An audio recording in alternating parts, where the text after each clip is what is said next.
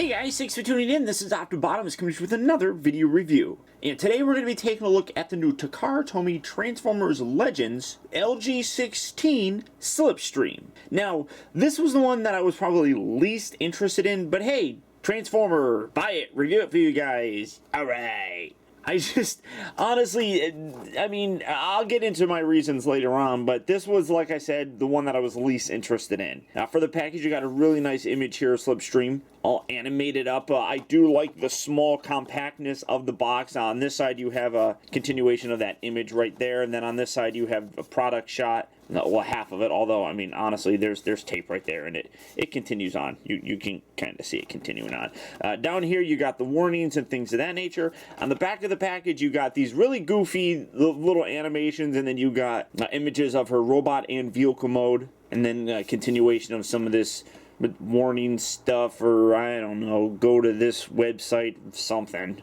I don't know, I can't read any of it. Somebody, read that real quick, go. There's a phone number. Somebody call that phone number. See what they say. But for the packaging on it, that's about it for it. So without further ado, let's get her out here and see how cool she actually is. Alright guys, so here we have Slipstream opened up and out of her packaging. And this is one time where I absolutely love my new camera because the color on this really comes through very, very nicely. I'm absolutely loving the paint deco on this. Now, it is, in terms of vehicle mode, you're not seeing really anything different other than the paint. I mean, this is basically just a repaint right here of the Generations Windblade figure.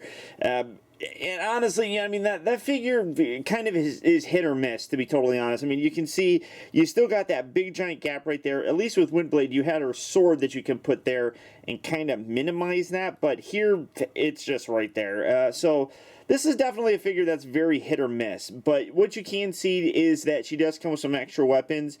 It can attach here. You can see they actually did a pretty interesting thing with the way that they attach it because they didn't remold the arms or anything. So she's got these little wings right here that this just kind of slots into, just like so.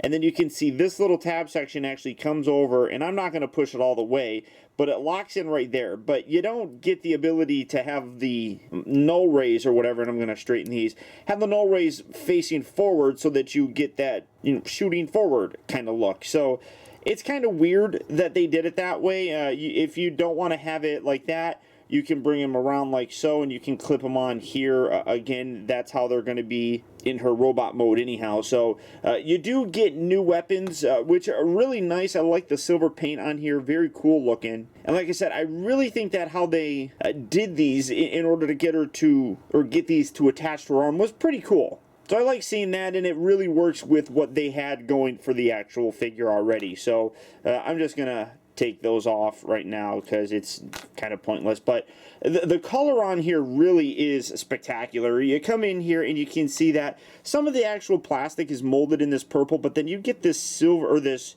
purple paint, which just looks gorgeous. It does stand out a little bit different. You can see that it's a little bit darker here than it is on the actual paint, but that's really not that bad. The paint comes through here. I really like the translucent VTOL thing, and you can see that those still do rotate, and then you also can angle them down just like so, which I actually don't think that I showed off in my initial review of Windblade, but you can get them like that, and that's kind of a cool look for her. But I mean, all in all, I mean, really very stellar. I like the tealish color on here. You come around here to the bottom, you can see some nice silver paint on her thighs and her landing gear. This is where you see some of the difference. I guess you shouldn't say that the entire vehicle is exactly the same, because you come to the bottom and you can obviously see that she's got a different chest, and she also comes with a different head. So there is some remolding, but you see it mostly in the robot mode. I love the Decepticon logos on here. So very shiny and just very vibrant looking. I mean, that's a very beautiful purple color that they used for that. And as you can see, it is different than the purple on the rest of the figure, so it does stand out very nicely. But, I mean, all in all,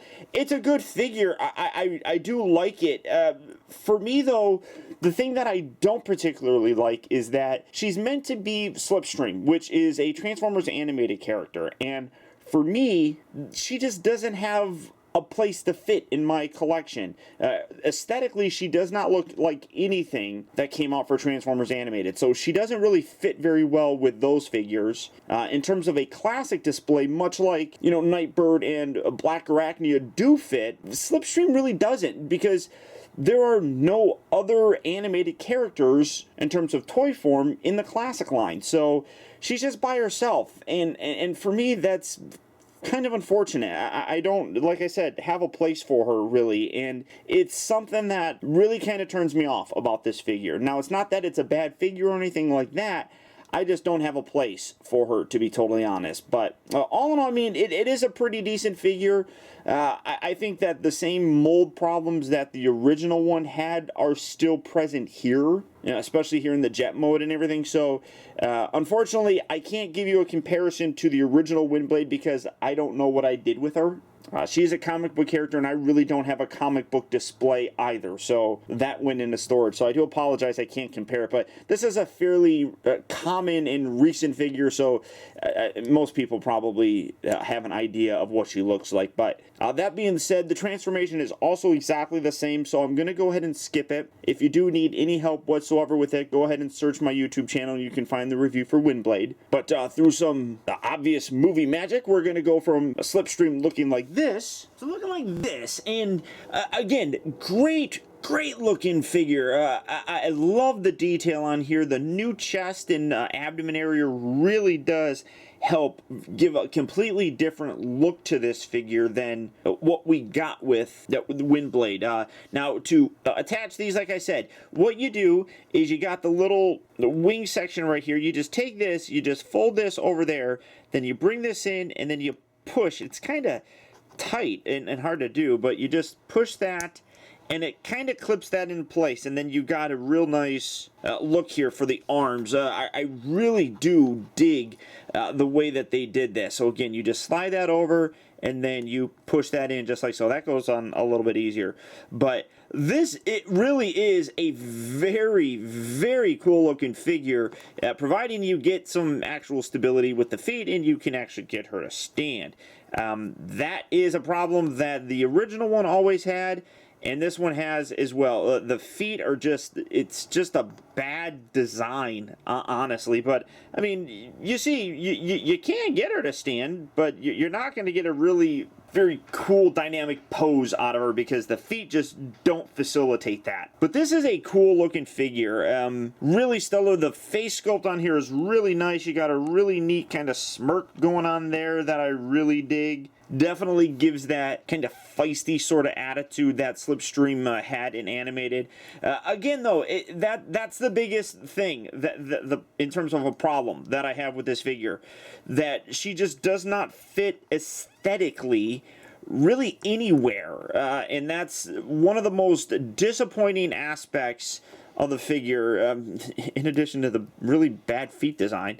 It just, I can't find a place in my collection to put her. And it's unfortunate because it is a really cool looking toy and I do dig it. But she definitely has a more updated kind of classic look, but there are no other classic animated figures. So I just, she just kind of hangs out, and it's like, you look and it's like, well, who's she supposed to be hanging out with? And it's kind of unfortunate, but I mean, in terms of the look on this, I cannot give this thing enough credit. It looks terrific. The paint job still carries over. You can see that they actually put a translucent chest piece right there, which looks really nice. I mean, it kind of replicates the chest piece that she had in, or the cockpit piece, I should say, that she had in her jet mode, and it looks really good there. Really very cool. The paint on here, stellar. The face sculpt, you got some serious light piping coming through there, but they did paint her eyes, so you kind of get like this, you know, red eye thing with a white outer kind of edge, which looks strange.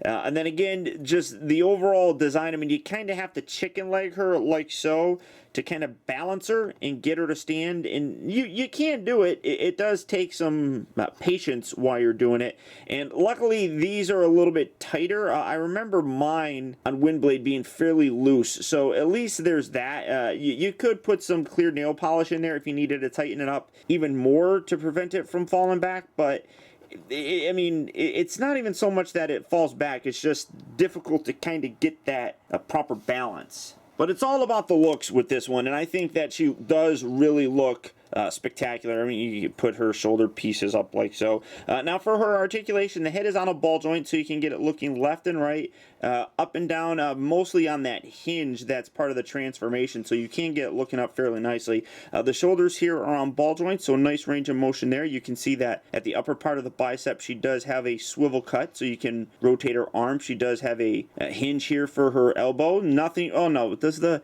wrist, oh yeah, the wrists do rotate, but very tight, so I don't even waste my time with it. She does rotate here at the waist. The hips are on ball joints as well. They move up and down, forward, back, in and out. She does have the swivel here at the upper part of the thigh, but a lot of junk here in the way, so you're not getting a heck of a lot of range of motion there.